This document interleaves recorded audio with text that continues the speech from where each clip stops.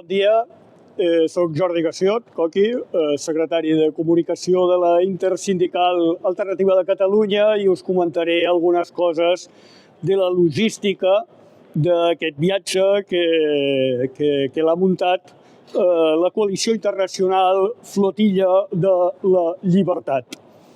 La primera cosa és que sortirem d'Istanbul.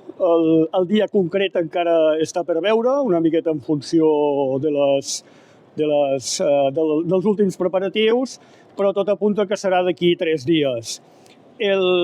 La flotilla d'aquest any està composada com a mínim de 3 vaixells. El vaixell més important és un vaixell de càrrega que porta 5.500 tonelades d'ajuda humanitària.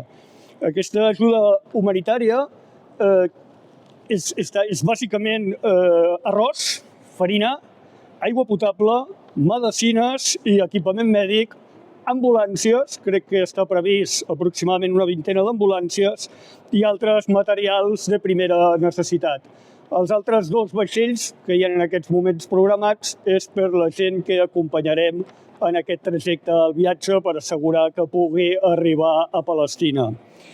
Navegarem per aigües internacionals i això significa que no podem acceptar intromissions de vaixells que amenacin la navegació d'aquesta flotilla, ja que la jurisdicció en aigües internacionals permet aquest tipus de navegació, però el que sí que tenim clar és que la prioritat absoluta d'aquest viatge és la integritat física de totes les persones que hi participen, tant els acompanyants com les tripulacions, i, evidentment, que aquest material pugui arribar a Palestina. Important recordar que això és una acció totalment no violenta i que és una acció encaminada en el camí de la pau. Per tant, doncs, per la pau, visca Palestina lliure. Gràcies.